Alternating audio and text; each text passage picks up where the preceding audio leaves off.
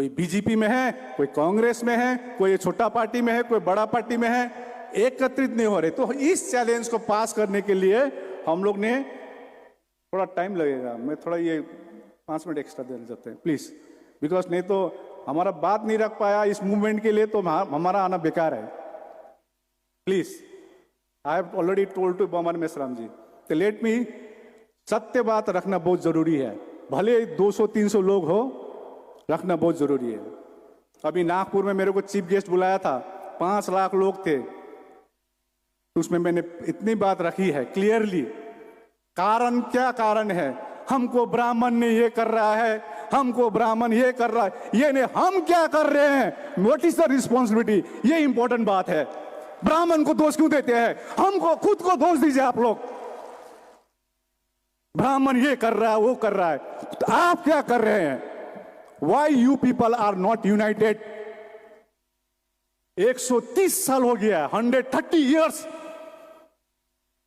महाबोधि महाविहार हमारे हाथों में नहीं है, ईगो में भरे हुए हैं हम लोग। तो पिछली साल हम लोग ने रैली की, ज्ञापनें दी, दिल्ली में नेशनल माइनॉरिटी कमीशन के साथ हम लोग ने काफी सारा मीटिंग की। अभी 17 सितंबर को अनागरिक धम्मपाल हम लोग भूल गए। आज हमारी बहुजन समाज को स्वामी विवेकानंद कौन है उनके बारे में मालूम है, बच्चा बच्चा को मालूम है हु इज स्वामी विवेकानंद। स्वामी विवेकानंद ने शिकागो में वर्ल्ड रिलीजियस कॉन्फ्रेंस में भाषण मालूम है, लेकिन अनागरिक धम्मपाल कौन है हमको मालूम नहीं है। अनागरिक धम्मपाल ने 1893 में, 1893 में, क्योंकि बॉम्बे से एक कोई गांधी परिवार ने स्वामी विवेकानंद को रिलीजियस कॉन्फ्रेंस में लिए गई थी और वहां पर उनको बोलने का मौका समय नहीं था।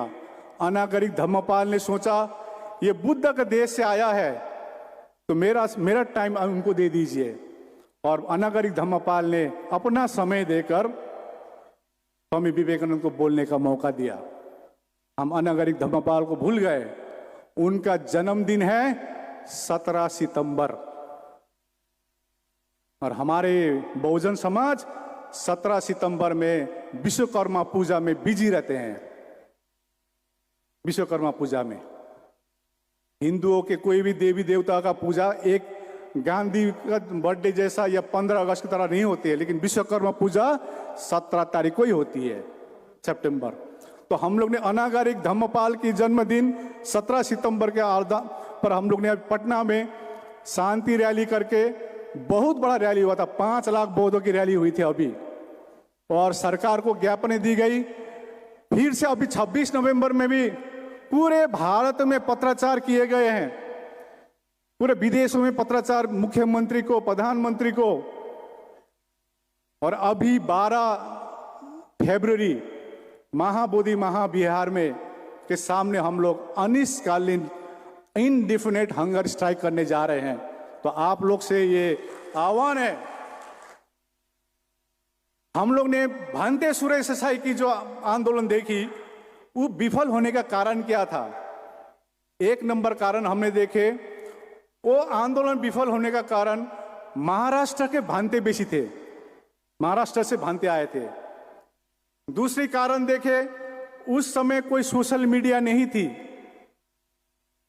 थर्ड देखे, जो हमारे हिमालयन बुद्धिस्ट है, लद्दाख से लेकर अरुणाचल प्रदेश, कोई भी बौद्धों की, हिमालयन बुद्धिस्ट की इन्वॉल्वमेंट नहीं थी। इस बार का जो मूवमेंट हो रही है, पूरे भारत इन्वॉल्व है। अभी 29 तारीख को औरंगाबाद में मीटिंग है, 29 को नेशनल मीटिंग है। अभी ये 26 नवंबर का फिर हम लोग फॉलोअप करके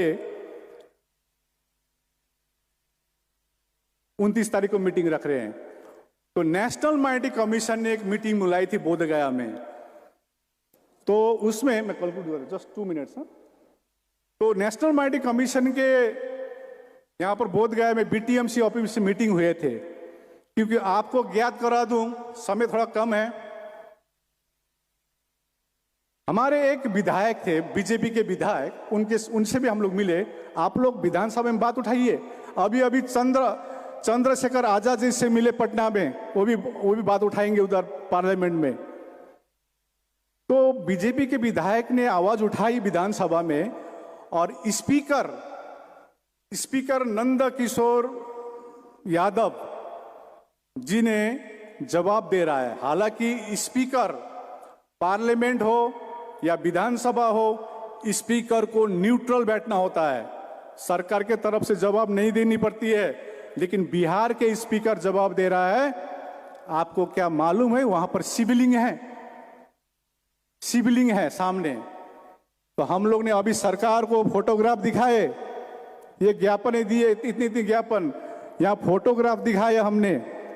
ये फोटोग्राफ, एक फोटोग्राफ दिखाए उनको। 1880 का फोटोग्राफ, 1927 का फोटोग्राफ, 1967 का फोटोग्राफ दिखाइए। कहां पर है शिवलिंग, दिखाइए कहां पर है शिवलिंग।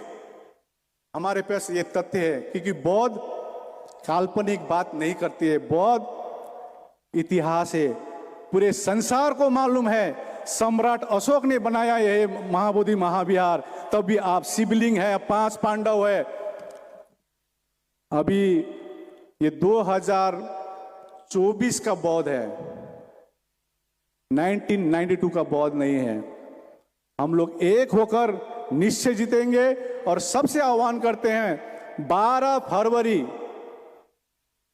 फरवरी में महाबोधि महाविहार के सामने हम लोग अनिश्चितकालीन भूख हड़ताल कर रहे हैं। भांते लोग से अनुरोध है, आप लोग आइए, आप उपासक उपासिका से अनुरोध, आप लोग आइए, भूख हड़ताल में बैठिए, इनडेफिनेट हंगर स्ट्राइक। और अभी एक न्यूज छोड़ दी है, इतने बड़ी आंदोलन बढ़ रही है, आंदोलन अभी अंतर्राष्ट्रीय में पहुंच गई है। अभी आप लोगों ने न्यूज सुना होगा, महाबोधि महाविहार को बम से उड़ा देगा। अभी एक न्यूज आया, कोई प्रिंस खान ने बोला है कि उसने मेल किया है, और प्रिंस खान ने कहा है हमने नहीं भेजा है। सरकार के लोग कोई भी है, आपने जाना चाहते हैं। हमने अयोध्या में, हम लोग ने अपने अयोध्या, हम जानते अयोध्या को साकेत नगर कहते थे, भगवान बुद्ध की स्थल थी अयोध्या। हम लोग का हाथ से चला गया। लेकिन महाबोधि महाविहार हम लोग सर कटाने के लिए भी तैयार है। आप सभी से अनुरोध है, महाबोधि महाविहार संसार को मालूम है बौद्धों के तीर्थ स्थल है। मैं एक प्रश्न आपसे करना चाहता हूं, हमारे मुस्लिम भाई भी यहां देखे थे मैंने। आज मक्का मदीना जिस प्रकार का पवित्र जगह है मुसलमानों के लिए, अभी पटना में एक बड़ी मीटिंग हुई थी हमारे शरिया ग्रुप से। आज मक्का मदीना में यदि यही चीज होती तो मुसलमान चुप रहते? मेरा प्रश्न है आपसे, रहते? तो हम लोग बहुत चुप क्यों है? वाई बौद्ध इज साइलेंट?